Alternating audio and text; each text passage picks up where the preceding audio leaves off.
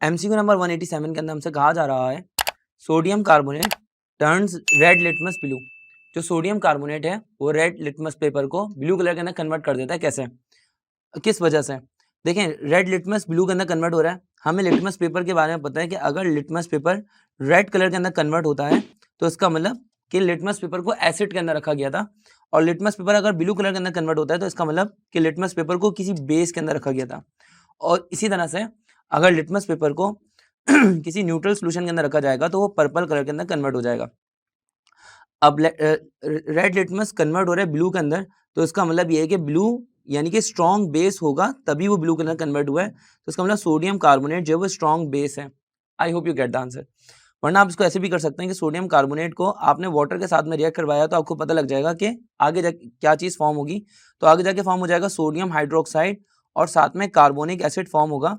तो अगर आप देखेंगे तो सोडियम हाइड्रोक्साइड एक स्ट्रॉन्ग एसिड, स्ट्रॉन्ग बेस है, तो इसका मतलब सोल्यूशन बेसिक होगा, और कार्बोनिक एसिड एक वीक एसिड है। तो यहाँ पर स्ट्रॉन्ग बेसिक सोल्यूशन होने की वजह से भी वो रेड लिटमस ब्लू के अंदर कन्वर्ट होगा।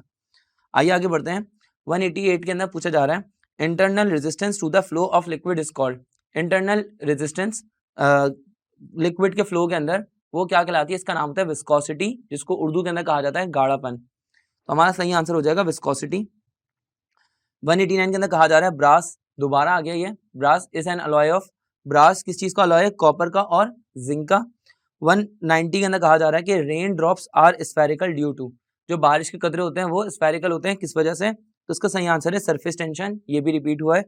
और 191 के अंदर कहा गया है F minus ion, C L minus ion, B R minus ion और आई माइनस आइन, ये फ्लोरीन, क्लोरीन, ब्रोमीन और आयोडीन के आइंस हैं, हैलाइड आइंस हैं। ये सेम ग्रुप से बिलोंग करते हैं पीरियोडिक टेबल के अंदर। अभी सिमिलैरिटी शो करेंगे कौन सी प्रॉपर्टीज के अंदर। देखिए, फ्लोरीन, क्लोरीन, ब्रोमीन, आयोडीन ये सब एक ही ग्रुप से बिलोंग करते हैं, तो इनकी वैलेंस शेल इलेक्ट्रॉनिक कॉन्फ़िगरेशन एक जैसी होगी। तो ये प्रॉपर्टीज शो करेंगे इलेक्ट्रॉनिक कॉन्फ़िगरेशन के अंदर सिमिलर। बॉइलिंग पॉइंट सबके अलग अलग होंगे क्योंकि सबके साइज अलग अलग है। सिमिलरली सबके साइज अलग है, तो सब obviously option be wrong option हो जाएगा। और सबके साइज अलग हैं तो सबकी डेंसिटी भी अलग हो जाएगी, यानी तीनों ऑप्शंस गलत हैं। 192 पे बढ़ते हैं। 192 के अंदर कहा जा रहा है when any solid is change to gas, जब कोई भी सॉलिड गैस में कन्वर्ट हो जाता है without melting the process is said to be, जब कोई सॉलिड गैस में कन्वर्ट हो जाता है, इसमें लिक्विड स्टेट नहीं आती कोई, तो ये प्रोसेस क्या कहलाता है? तो ये प्रोसेस कहलाता है सब्लिमेशन। सॉलिड लिक्विड में कन्वर्ट हो तो प्रोसेस कहलाता है मेल्टिंग। 193 के अंदर कहा गया है कि डायपोल मोमेंट कार्बन डाइऑक्साइड की जीरो होती है, उसका स्ट्रक्चर क्या होगा?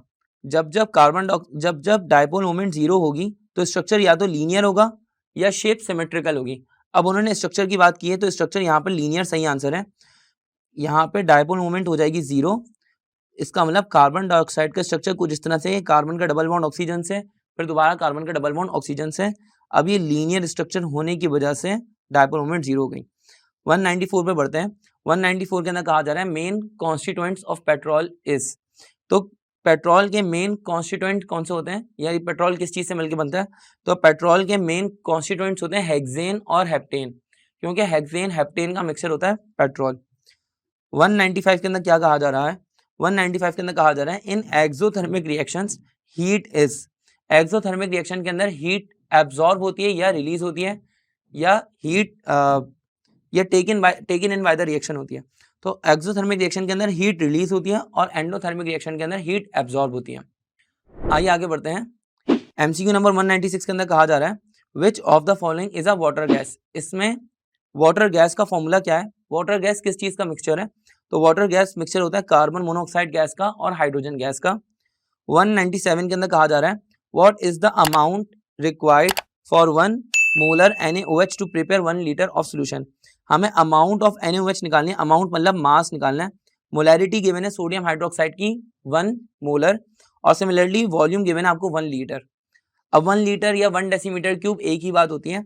आप यहाँ पर सीधा सीधा सिर्फ नंबर ऑफ मोल्स का फॉर्मूला लगाइए और मास निकाल लीजिए, ज़्यादा कुछ कैलकुलेट करने की ज़रूरत नहीं है। तो नंबर ऑफ मोल्स निकालने का फॉर्मूला होता है मास upon molar mass. Number of moles की जगह पे आप रख लेंगे 1 और मास आप रख लेंगे m, मालूम करना है। सोडियम हाइड्रोक्साइड है तो सोडियम हाइड्रोक्साइड का मोलर मास हो जाएगा 40, 40 को 1 से मल्टीप्लाई कर लेंगे तो हो जाएगा mass m equals to 40 gram. तो m equals to 40 gram, option A हमारा सही आंसर है। अगर बात करें 198 पे, तो कहा जा रहा है कि volume of gas is proportional to the number of molecules present. Volume of gas directly proportional है नंबर ऑफ मॉलिक्यूल्स के। ये स्टेटमेंट किसकी है? तो ये स्टेटमेंट है एवोगाड्रोस लॉ, एवोगाड्रोस लॉ की। अब 199 के अंदर कहा जा रहा है formula of xylene is, xylene का फॉर्मूला बताना है। जाइलिन का फॉर्मूला पहले भी पूछा गया और ये काफी रिपीटेड क्वेश्चन होता है एनईटी के अंदर। देखिए जाइलिन का फॉर्मूला होता है कि बेंजीन रिंग और इसकी टॉप पर एक मिथाइल ग्रुप ऊपर लगा होगा और एक पैरा पोजीशन पर एक और मिथाइल ग्रुप लगा होगा, तो ये कहलाएगा पैराजाइलिन। वैसे ऑर्थोजाइलिन और मेटाजाइलिन भी अकर मतलब मौजूद होते हैं, लेकिन इसकी खास इंपॉर्टेंस नहीं है। पैराजाइलिन सबसे ज्यादा कॉमनली जाना जाता है। अब यहाँ पर अगर आप कॉमनली देखेंगे तो हमारे पास कार्बन की तादाद बेंजीन रिंग के अंदर हो जाएगी 6 और हाइड्रोजन की तादाद हो जाएगी 4, तो ये हो जाएगा C6H4, साथ में 2 मिथाइल ग्रुप भी अटैच है तो CH3 ट्वाइस। तो सही फॉर्मूला हो जाएगा जाइलिन का C6H4 और CH3 2 मरतबा। तो ये हमारे पास मौजूद है ऑप्शन सी के अंदर, ये हमारा राइट आंसर हो गया। अब बात करते हैं MCQ नंबर 200 पे। यहाँ पे हमसे कहा जा रहा है gamma rays have, gamma rays का क्या चार्ज होता है, क्या मास होता है वगैरह। तो गैमा रेज का ना कोई चार्ज होता है ना ही कोई मास होता है, तो option B is the right answer. 201 पे कहा जा रहा है cathode rays confirms the presence of particles of an atom. Cathode rays के ऊपर नेगेटिव चार्ज होता है और वो पार्टिकल जिसके ऊपर नेगेटिव चार्ज मौजूद है वो है इलेक्ट्रॉन, तो इलेक्ट्रॉन सही आंसर होगा। 202 के अंदर कहा जा रहा है which of the following equation is used for the conversion of mass into energy. कौन सी इक्वेशन यूज होती है मास को एनर्जी में कन्वर्ट करने के लिए? तो उस इक्वेशन को कहा जाता है E=mc²। ये तो बहुत फेमस इक्वेशन है। 203 पे कहा जा रहा है gamma rays emitted in the form of, gamma rays किस फॉर्म में इमिट होती हैं? गैमा रेज हैं ये किसी फॉर्म में इमिट नहीं होती, बल्कि न्यूट्रॉन्स गैमा रेज की फॉर्म में इमिट होता है। सही आंसर यहाँ पे सही MCQ होना चाहिए, neutrons emits in the form of gamma rays. तो यहाँ पर ऑप्शन हो जाएगा हमारा option D, none of these. अब बात करें अगर 204 की, तो 204 के अंदर कहा जा रहा है amino acids are essential source of protein in the body which of the following can not be a source of dash. Amino acids source होते हैं, एसेंशियल सोर्स होते हैं प्रोटीन की हमारी बॉडी के अंदर। अब इसमें कौन सी सोर्स अमाइनो एसिड्स की नहीं हो सकती? देखिए अमाइनो एसिड्स मीट के अंदर शामिल होंगे, क्योंकि मीट प्रोटीन्स की मतलब गोश्त जो होता है उसके अंदर प्रोटीन्स होते हैं, तो प्रोटीन्स के अंदर अमाइनो एसिड, तो मीट तो सोर्स है अमाइनो एसिड्स की, तो ये रॉन्ग ऑप्शन हो गया। इसी तरह से बीन्स में और मिल्क में प्रोटीन शामिल होता है, यानी कि अमाइनो एसिड्स भी शामिल होंगे। तो ये तीनों ऑप्शंस में अमाइनो एसिड्स हैं, तो रॉन्ग ऑप्शन है। शुगर हमारा सही आंसर है, क्योंकि शुगर के अंदर अमाइनो एसिड नहीं होता, शुगर कार्बोहाइड्रेट है, इसमें प्योरली कार्बोहाइड्रेट है, कोई प्रोटीन शामिल नहीं है। अब बात करते हैं MCQ नंबर 205 की। तो 205 के अंदर कहा जा रहा है formula of fructose is, fructose का फॉर्मूला बताना है। फ्रक्टोज का फॉर्मूला होता है C6H12O6। फ्रक्टोज और ग्लूकोज का फॉर्मूला सेम होता है, तो option A is the right answer. 206 के अंदर कहा जा रहा है which of the following is most active element. इसमें कौन सा एलिमेंट सबसे ज्यादा एक्टिव है? तो इसमें हाईली इलेक्ट्रोनेगेटिव एलिमेंट है फ्लोरीन। सबसे एक्टिव एलिमेंट वो होगा जो या तो सबसे हाईली इलेक्ट्रो पॉजिटिव हो या फिर हाईली इलेक्ट्रोनेगेटिव हो। अब हाईली इलेक्ट्रोनेगेटिव एलिमेंट यहाँ पर हमें गिवन है फ्लोरीन, तो वो हमारा सही आंसर है। मोस्ट इलेक्ट्रो पॉजिटिव एलिमेंट्स में ग्रुप 1A के एलिमेंट्स आते हैं, वो यहाँ पर मौजूद नहीं है, तो इसीलिए बाकी तीन ऑप्शंस गलत हो जाएंगे। 207 पर बढ़ते हैं। 207 के अंदर कहा जा रहा है which of the following compounds when dissolved in water will give pH greater than 7। इसमें कौन सा कंपाउंड ऐसा है जब उसको पानी के अंदर डिसॉल्व किया जाएगा तो pH 7 से ज्यादा आएगी?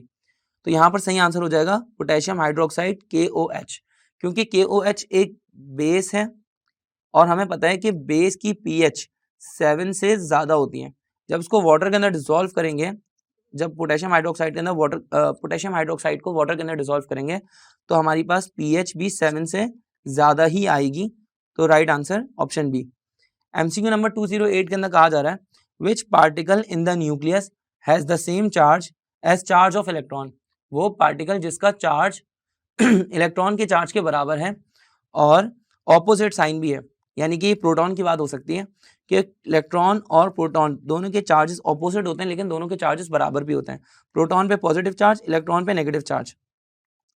अच्छा आगे एक और चीज से इसको वेरीफाई किया जा रहा है कि उसका मास जो है वो 1836 टाइम्स हैवियर है इलेक्ट्रॉन के मुकाबले में। तो हमें पता है प्रोटॉन का मास काफी ज्यादा होता है इलेक्ट्रॉन के मास के मुकाबले में।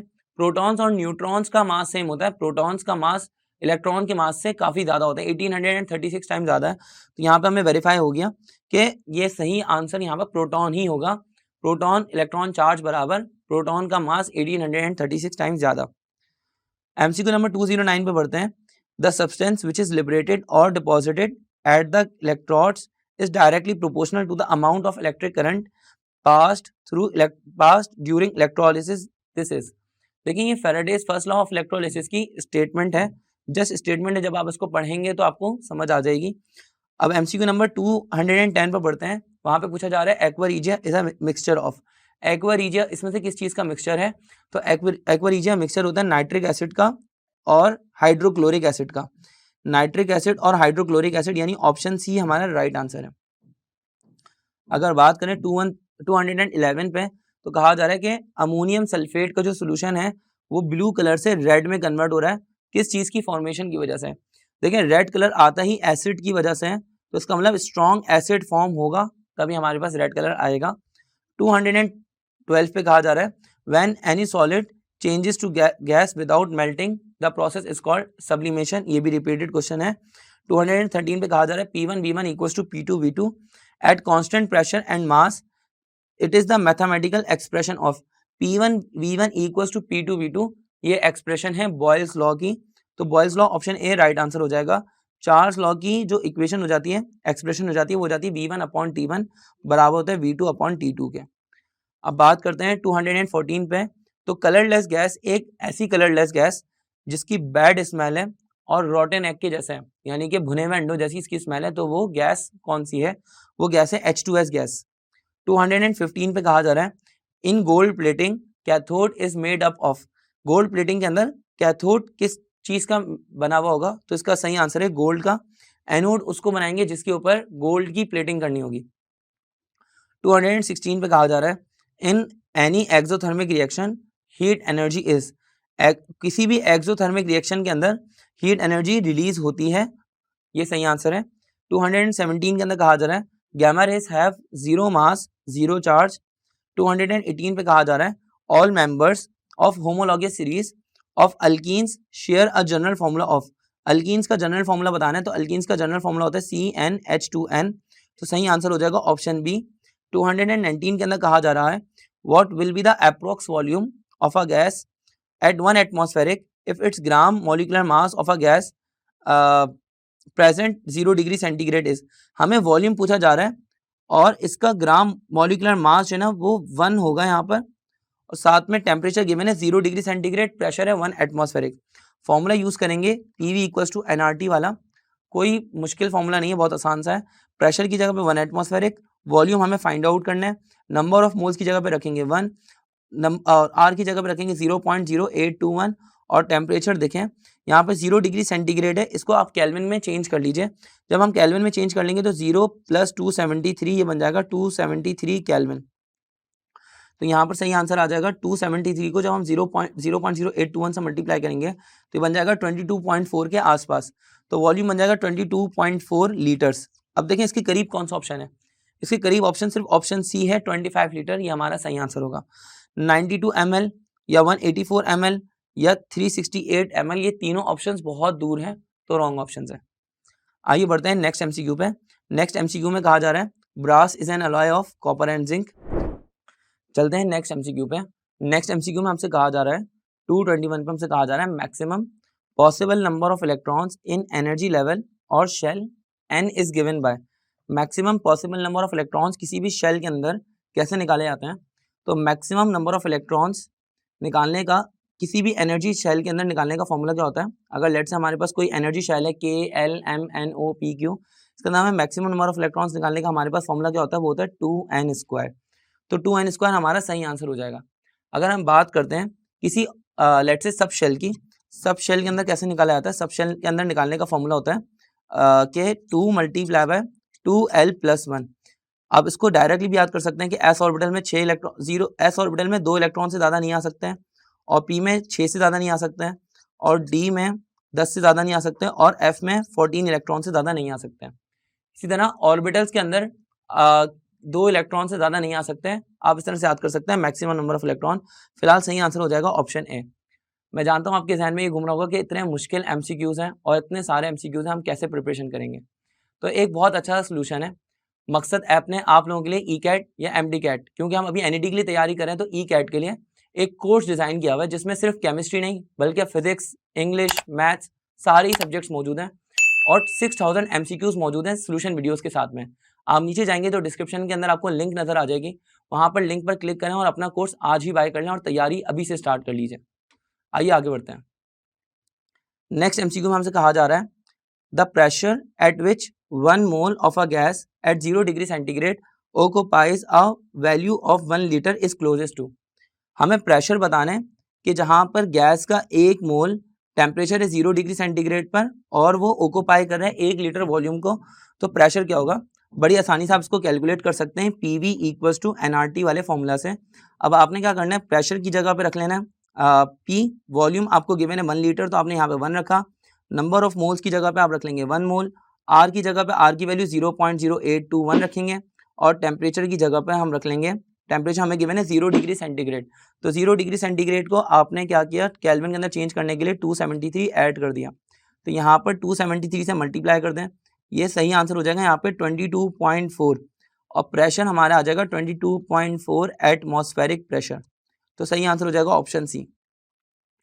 एमसीक्यू नंबर 223 के अंदर हमसे कहा जा रहा है how many neutrons are there in iodine, given है 127 और 53, 127 इसका एटॉमिक मास है और 53 इसका एटॉमिक नंबर है।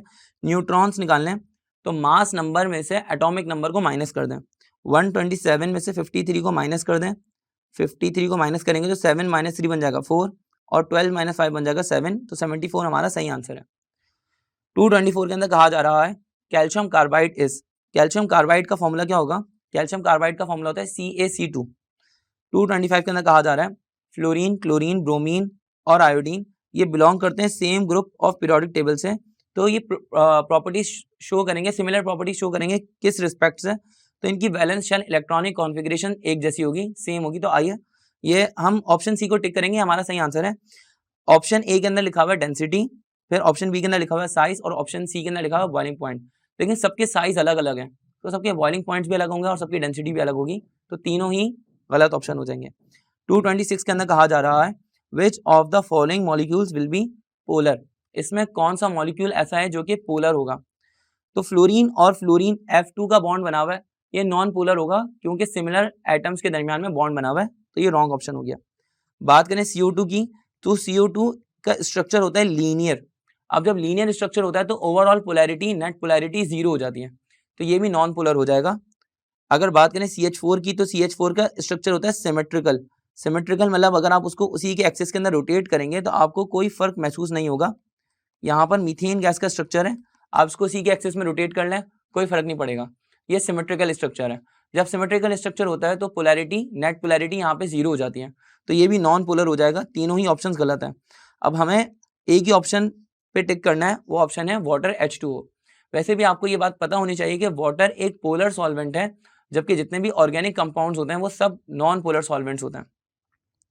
227 के अंदर कहा जा रहा है which of the following will give sulphur dioxide when heated in air, इसमें कौन सा कंपाउंड ऐसा है जिससे सल्फर डाइऑक्साइड गैस मिलेगी जब उसको हवा की मौजूदगी में हीट किया जाएगा, तो इसका आंसर है iron pirate. Iron pirate contact process के अंदर यूज हुई थी, हमने पढ़ा था इसको अपने सेकंड ईयर के चैप्टर के अंदर P ब्लॉक एलिमेंट्स के अंदर। जब आयरन पायरेट को हीट करते हैं द प्रेजेंस ऑफ ऑक्सीजन तो बनता है सल्फर डाइऑक्साइड, फिर सल्फर डाइऑक्साइड से बनाते हैं सल्फर ट्राइऑक्साइड प्यूरिफिकेशन के बाद, और फिर सल्फर ट्राइऑक्साइड से ओलियम और फिर सल्फ्यूरिक एसिड, तो यहाँ पर सही आंसर हो जाएगा ऑप्शन बी। आगे बढ़ते हैं। एमसीक्यू नंबर 228 के अंदर कहा जा रहा है, एमसीक्यू नंबर 228 के अंदर कहा जा रहा है कि the molar mass molecular weight of NaOH is 40 gram. How many grams of NaOH will be required to prepare 1 liter of 0.01 molar NaOH in 1000 centimeter cube solution?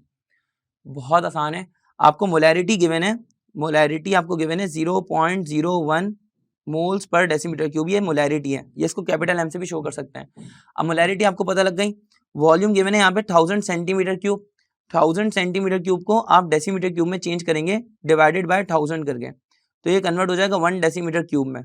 जब वॉल्यूम 1 डेसीमीटर क्यूब आ गया तो फिर मोलैरिटी का formula लगाने की जरूरत नहीं है, डायरेक्ट मोल से निकाल सकते हैं। मोल्स निकालने का फॉर्मूला क्या हो जाएगा, मास अपॉन मोलर मास। मोल्स की जगह पे आप यही मोलैरिटी पुट कर दें 0.01, मास की जगह पे m, और कैपिटल M की जगह पे आप रख लेंगे 40। 40 को 0.01 से मल्टीप्लाई करेंगे तो ये बन जाएगा 0.4 ग्राम। 0.01 को 40 से मल्टीप्लाई करेंगे 0.4 ग्राम बनेगा। हमारा सही आंसर हो जाएगा ऑप्शन सी। आगे बढ़ते हैं। 229 के अंदर कहा जा रहा है कि 20 ml 0.1 मोलर NaOH के टाइट्रेट किए जा रहे हैं 0.5 मोलर H2SO4 के एंड पॉइंट पे ब्यूरेट की रीडिंग क्या होगी। यानी जब टाइट्रेशन जब खत्म हो जाएगी तो ब्यूरेट की रीडिंग क्या होगी, ये हमें बताना है। देखिए बहुत आसान है। हम यहाँ पर क्या करेंगे, फॉर्मूला यूज करेंगे M1V1 equals to M2V2। M1B capital रखेंगे मोलैरिटी का और M2B कैपिटल रखेंगे मोलैरिटी का। अब सल्फ्यूरिक आपको सोडियम हाइड्रोक्साइड की मोलैरिटी गिवन है 0.1, यहाँ पे आपने रखा 0.1। वॉल्यूम की जगह पे आप रखेंगे 20 ml, तो यहाँ पे हो जाएगा 20 ml। और मोलैरिटी आपको गिवन है सल्फ्यूरिक एसिड की 0.5 और V2 यानी कि ब्यूरेट की रीडिंग सल्फ्यूरिक एसिड, क्योंकि ब्यूरेट के अंदर फिलअप हुआ हुआ है तो हम सल्फ्यूरिक एसिड की रीडिंग ऐसे निकालेंगे कि यहाँ पे V2 निकालेंगे। जब हम V2 निकालेंगे तो हमारा सही आंसर हो जाएगा। कॉमेंट्स में बताइए कि सही आंसर क्या आया। 230 के अंदर लिखा हुआ है under similar conditions N2O, NO, NO2 and N2O5, ये 4 गैसेस हैं। इसमें ये सारी गैसेस को अलाउ किया गया डिफ्यूज होने के लिए। तो कौन सी गैस जल्दी डिफ्यूज हो जाएगी, the gas which diffuse more quickly is. तो देखें जिसका मोलर मास सबसे कम है, जिसका वेट सबसे कम है, वो तेजी से डिफ्यूज हो जाएगी। इनके मोलर मास निकाल लीजिए। मोलर मास निकालने की भी जरूरत नहीं है, डायरेक्ट आप देख लीजिए जहां पे कॉम्पोजिशन कम है वही हमारा सही आंसर होगा। जैसे नाइट्रोजन यहाँ पर 2 है, यहाँ पर नाइट्रोजन 1 है, तो ये गलत हो गया। यहाँ पर ऑक्सीजन 2 है, ये भी गलत। यहाँ पर ऑक्सीजन 5 और नाइट्रोजन 2 है, तो ये भी गलत हो जाएगा। सही आंसर हो जाएगा NO। Option B is the right answer. 231 के अंदर कहा जा रहा है which of the following statement is true. इसमें कौन सी स्टेटमेंट ठीक है।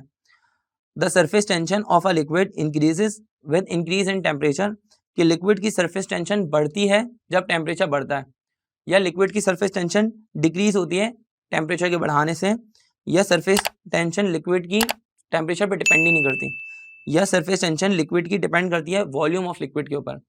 देखें ऑप्शन सी और ऑप्शन डी दोनों ही गलत ऑप्शन है कि सरफेस टेंशन टेम्परेचर पर डिपेंड नहीं करती या सरफेस टेंशन सिर्फ वॉल्यूम पर डिपेंड करती है, तो ये दोनों ऑप्शन गलत हो गए। अब बात करते हैं सरफेस टेंशन टेम्परेचर पर डिपेंड कैसे करती है। जब टेम्परेचर बढ़ाते हैं तो मॉलिक्यूल्स की काइनेटिक एनर्जी बढ़ जाती है। मॉलिक्यूल्स की काइनेटिक एनर्जी बढ़ने से उसका फ्लो बढ़ जाता है, जिससे सरफेस पे जो टेंशन होती है वो कम हो जाती है। यानी टेम्परेचर के बढ़ाने से सरफेस टेंशन कम होती है। तो सही आंसर हो जाएगा ऑप्शन बी कि surface tension of a liquid decreases with increase of temperature. 232 के अंदर कहा जा रहा है फॉर्मूला ऑफ ज़ाइलीन इज, ये रिपीटेड क्वेश्चन है तो इसका आंसर हो जाएगा ऑप्शन सी।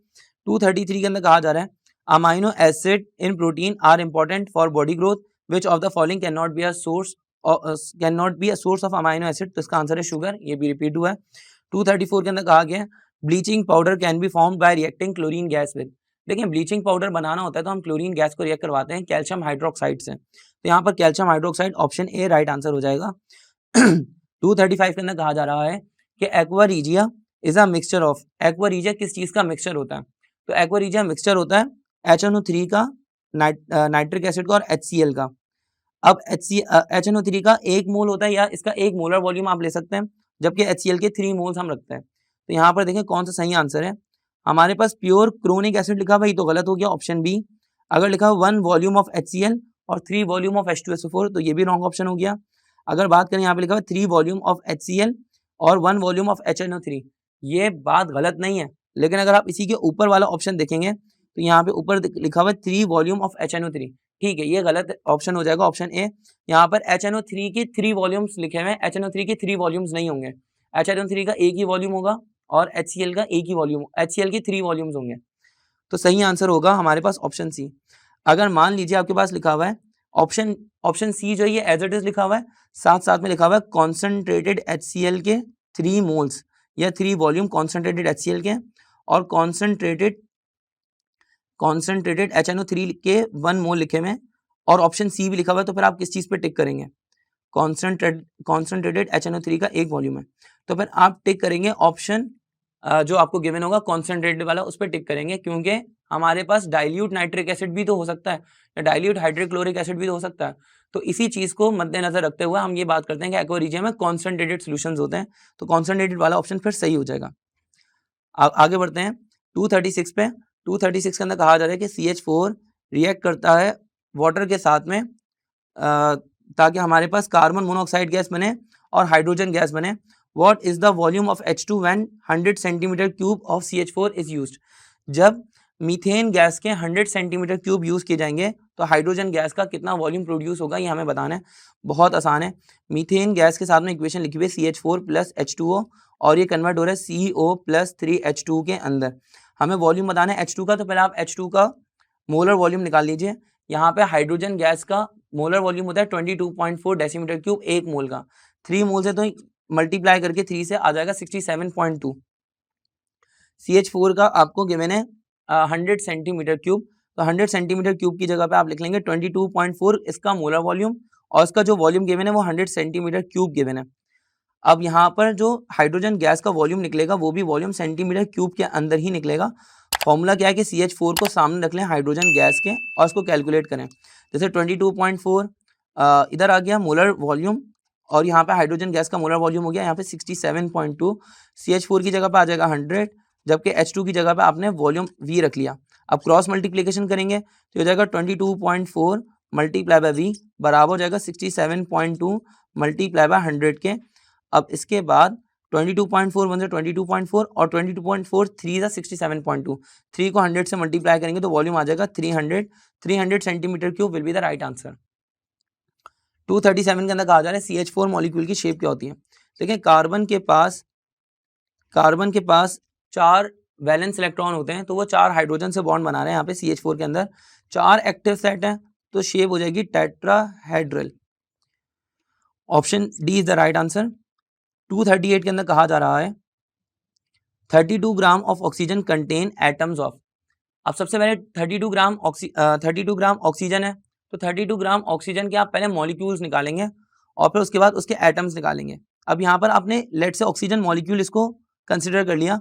अब नंबर ऑफ मोल्स पहले निकाल लीजिए। नंबर ऑफ मोल्स निकालने का फॉर्मूला क्या होता है, number of moles equals to mass upon molar मास।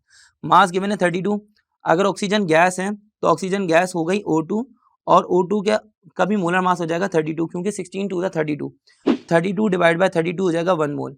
अब 1 मोल है तो नंबर ऑफ मॉलिक्यूल्स हो जाएंगे 6.02 एक्सपोनेंशियल 23।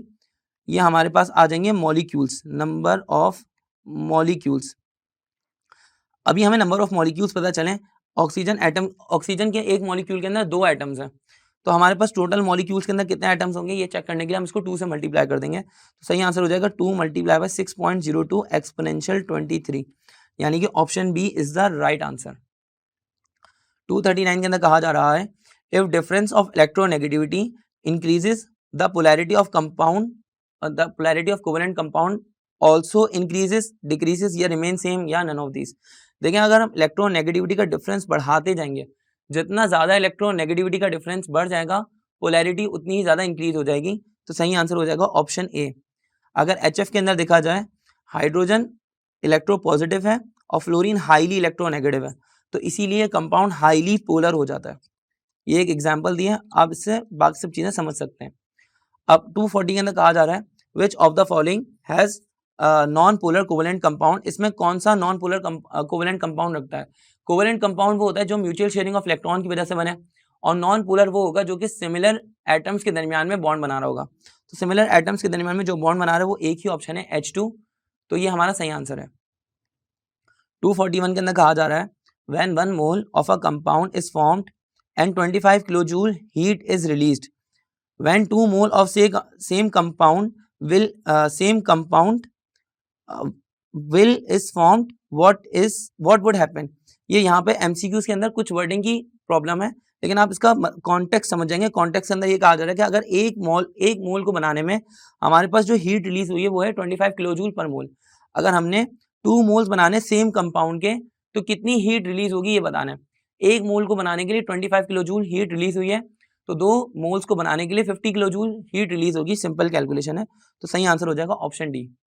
उसके बाद आगे बढ़ते हैं 242 के अंदर कहा जा रहा है to whom of the following credit for periodic table goes इसमें से किस शख्स के पास पीरियोडिक टेबल बनाने का क्रेडिट जाता है?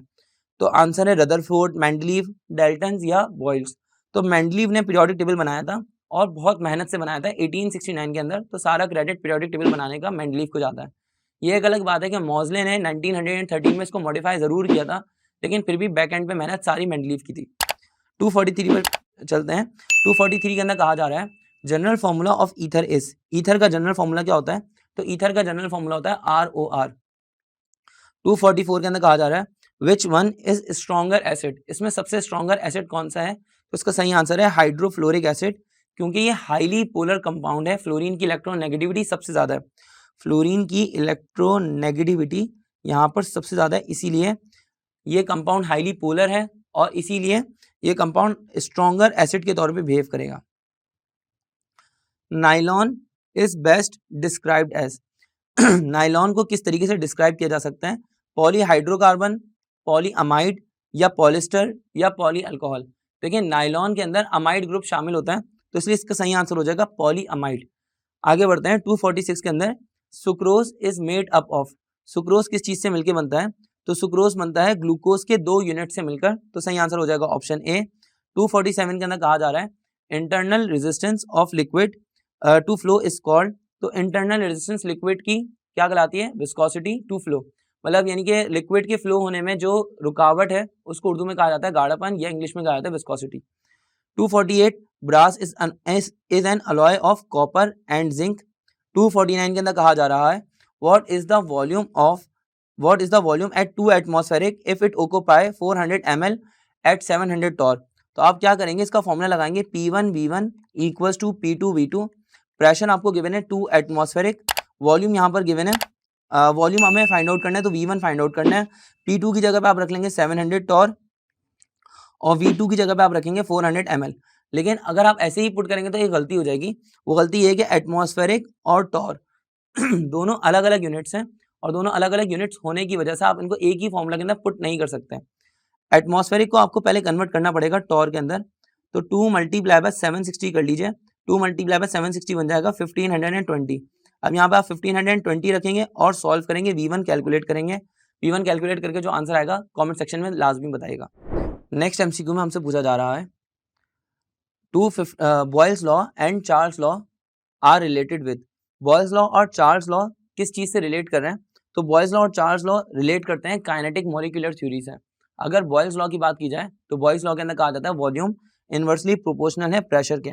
अगर आप प्रेशर बढ़ाएंगे तो वॉल्यूम कम हो जाएगा, और चार्ल्स लॉ के अंदर कहा जाता है कि वॉल्यूम डायरेक्टली प्रोपोर्शनल है टेम्परेचर के। अगर आप टेम्परेचर बढ़ाएंगे तो वॉल्यूम बढ़ जाएगा।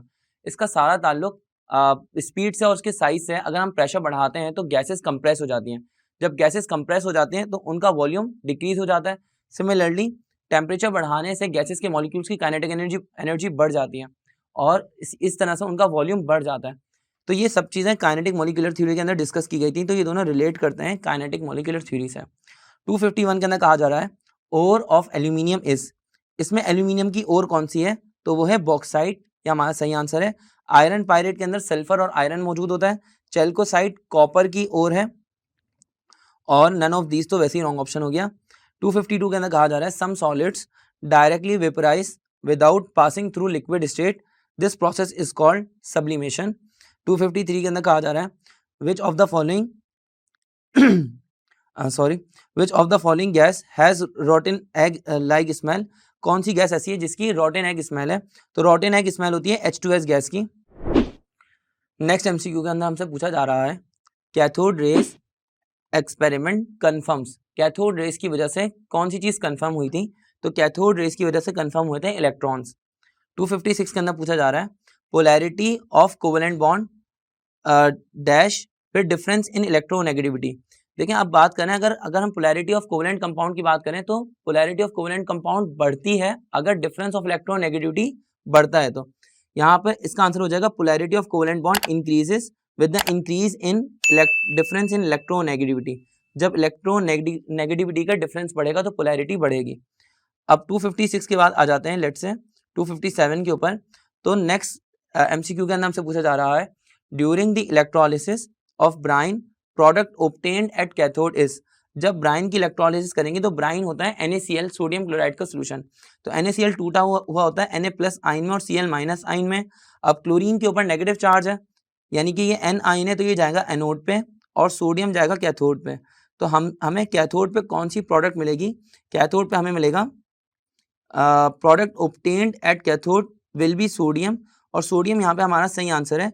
सोडियम हाइड्रोक्साइड लिखा हुआ है, ये गलत ऑप्शन होगा। अब ऑक्सीजन गैस रॉन्ग ऑप्शन है, हाइड्रोजन गैस भी रॉन्ग ऑप्शन है, और क्लोरीन गैस हमें एनोड पर मिलती है। 258 के ऊपर चलते हैं। 258 के अंदर कहा जा रहा है which of the following is strongest acid, इसमें कौन सा स्ट्रॉन्गेस्ट एसिड है? तो स्ट्रॉन्गेस्ट एसिड होता है HF। 259 के अंदर पूछा जा रहा है मोर इलेक्ट्रोनेगेटिव एलिमेंट इसमें फ्लोरीन होगा, आयोडीन, ब्रोमीन और क्लोरीन के मुकाबले में। 260 के अंदर पूछा जा रहा है मार्श गैस क्या होती है?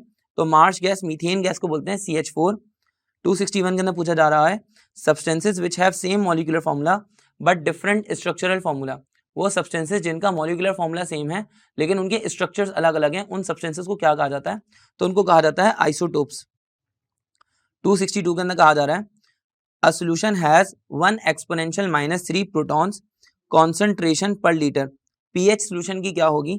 तो पीएच निकालने के लिए आप देखें यहाँ पर कोफिशिएंट है 1, तो आप इसकी पावर का साइन चेंज कर दें, जैसे -3 है तो पीएच हो जाएगी +3, तो पीएच +3 हमारा सही आंसर है। वैसे पीएच निकालने का फॉर्मूला होता है -log concentration of H+ ion, तो आप इस फॉर्मूला से भी वेरीफाई कर सकते हैं। 263 के अंदर कहा जा रहा है which one is the polar molecule, unfortunately criteria कोई गिवन नहीं है यहाँ पे जस्ट पूछ रहे हैं कि यहाँ पर पोलर मॉलिक्यूल कौन सा होगा। अब पोलर मॉलिक्यूल यहाँ पर देखें H2O यहाँ पर पोलर सॉल्वेंट होगा, फ्लोरीन सिमिलर एटम्स के दरमियान में है, सिमिलर एटम्स के दरमियान में नॉन पोलर कोवेलेंट कंपाउंड बनता है तो ये नॉन पोलर होगा। CH4 की बात करें तो ये सिमेट्रिकल है और सिमेट्रिकल कंपाउंड्स भी नॉन पोलर होते हैं ओवरऑल। इसी तरह से CO2 लीनियर स्ट्रक्चर रहता है और लीनियर भी कंपाउंड भी ओवरऑल नॉन पोलर होते हैं। तो यहाँ पर सही आंसर जो होगा पोलर कंपाउंड का वो जाएगा वाटर। 264 के अंदर कहा जा रहा है when volumes and pressure of a given mass of a gas is inversely proportional to each other, volume और प्रेशर एक दूसरे के इनवर्सली प्रोपोर्शनल है। वॉल्यूम इनवर्सली प्रोपोर्शनल प्रेशर की ये स्टेटमेंट किस चीज की है? किसकी है? तो ये स्टेटमेंट है बॉयल्स लॉ की। 265 के अंदर कहा जा रहा है rate of reaction is affected on the following factors except, कि रेट ऑफ रिएक्शन जो होता है वो इन सब चीजों से अफेक्ट होता है सिवाय किसके? Rate of reaction surface area के ऊपर डिपेंड करता है, सरफेस एरिया बढ़ेगा तो रेट ऑफ रिएक्शन बढ़ेगा। सिमिलरली कॉन्सेंट्रेशन ऑफ रिएक्टेंट और टेम्परेचर के ऊपर भी डिपेंड करता है। तो ये दोनों फैक्टर्स और ऑप्शन सी इनके ऊपर रेट ऑफ रिएक्शन डिपेंड करता है, तो तीनों आंसर हमारे सही नहीं है। अब हमसे पूछे किस पे अफेक्ट नहीं करता, एक्सेप्ट का वर्ड पूछा जा रहा है यहाँ पे कि किस पर डिपेंड नहीं करता, तो सही आंसर हो जाएगा सरफेस टेंशन। सरफेस टेंशन पर रेट ऑफ रिएक्शन डिपेंड नहीं करता। अगर बात करें 266 पे, तो 266 में हमसे पूछा जा रहा है how many ml of 0.5 molar H2SO4 reacts with 20 ml of 0.5 NaOH। यही फॉर्मूला यहाँ पर दोबारा रिपीट होगा, M1V1 इक्वल्स टू M2V2।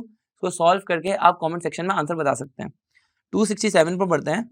यहाँ पे हमसे कहा जा रहा है कि टू गैसेस, पहली गैस है A और दूसरी गैस है B, उनकी डेंसिटीज हैं 0.065 और दूसरी गैस की डेंसिटी है 1.04 रिस्पेक्टिवली।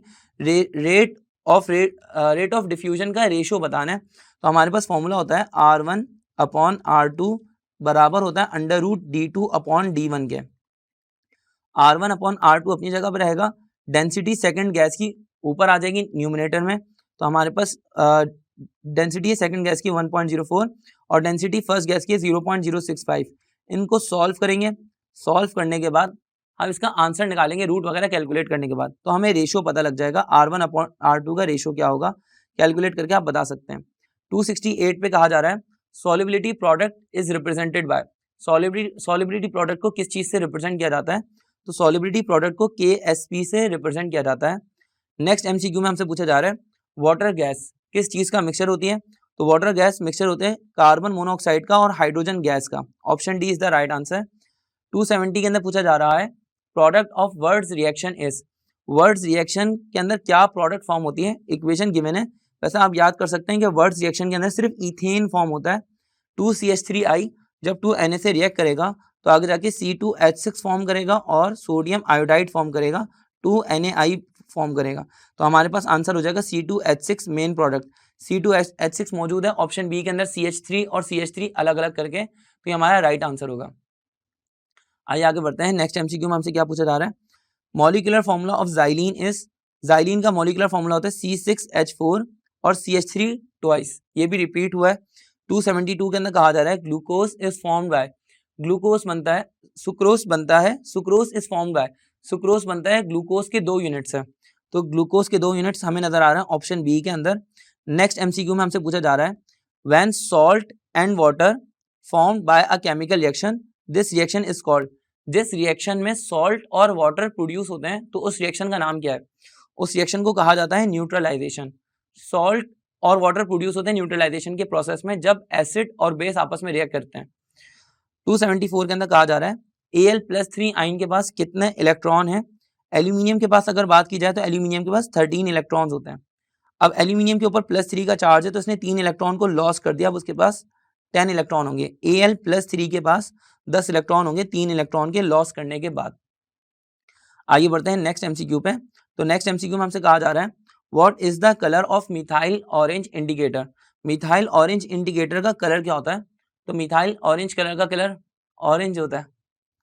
276 के अंदर कहा जा रहा है what volume of 400 millilitre sample at 760 torr occupy when the pressure is change to 2 atmospheric, हमसे वॉल्यूम के बारे में पूछा जा रहा है। एक गैस पहले 760 टॉर के प्रेशर के ऊपर थी और उसका वॉल्यूम था 400 ml, अब उसका प्रेशर चेंज करके 2 एटमॉस्फेरिक कर दिया गया है, तो उसका वॉल्यूम क्या होगा ये हमें बताना है। फॉर्मूला होता है P1V1 equals to P2V2, atmospheric को टॉर के अंदर चेंज कर दें, 2 मल्टीप्लाई बाय 760 कर देंगे तो ये हो जाएगा 1520 टॉर। अब आप प्रेशर की जगह पे रख सकते हैं, P1 की जगह पे आप रख सकते हैं 760 टॉर, वॉल्यूम V1 की जगह पे आप रख लेंगे 400 ml, और P2 की जगह पे आप रखेंगे P2 की जगह पे आप रख लेंगे 2 एटमॉस्फेरिक को चेंज किया तो 1520 टॉर, और V2 आपको कैलकुलेट करना है। अभी इजीली कैलकुलेटेबल है तो उसको कैलकुलेट करके इसका आंसर बताइए। 277 के अंदर कहा जा रहा है which one of the following food groups provides maximum energy of the body per day, इसमें कौन सा ग्रुप ऐसा है जो कि बॉडी को सबसे ज्यादा एनर्जी देता है एक दिन के अंदर, तो कार्बोहाइड्रेट्स एक दिन के अंदर एनर्जी देते हैं 4.1 कैलोरीज के बराबर, 4.1 किलो कैलोरीज के करीब, जबकि फैट सबसे ज़्यादा देते हैं, फैट्स देते हैं 9.1 के करीब। प्रोटीन्स और कार्बोहाइड्रेट सेम एनर्जी देते हैं, वाइटामिन कम एनर्जी देते हैं, तो हमारा सही आंसर हो जाएगा यहाँ पर फैट्स सबसे ज़्यादा एनर्जी देते हैं। आइए बढ़ते हैं नेक्स्ट एमसीक्यू पे। नेक्स्ट एमसीक्यू में हमसे कहा जा रहा है which one is belongs to alkane family, इसमें कौन सा अल्केन फैमिली से बिलोंग करता है, तो एक है CH4, फिर C2H6, फिर C5H12। देखिए अल्केन फैमिली का जनरल फॉर्मूला होता है CnH2n+2, यानी कि जितने कार्बन हैं हाइड्रोजन उसके डबल से 2 ज़्यादा होंगे। जैसे कि अगर 5 कार्बन है तो हाइड्रोजन डबल करके होगा 10, अब 10 के अंदर 2 और ऐड कर लें तो ये बन जाएगा C5H12, ये एक अल्केन होगा, ये जनरल फॉर्मूला के हिसाब से ये सही आंसर होगा। सिमिलरली C2H6 के अंदर देखेंगे तो कार्बन है यहाँ पर 2 और हाइड्रोजन 2 का डबल 4, और 4 के अंदर 2 और ऐड कर ले तो बन जाएगा 6, तो ये भी अल्केन है।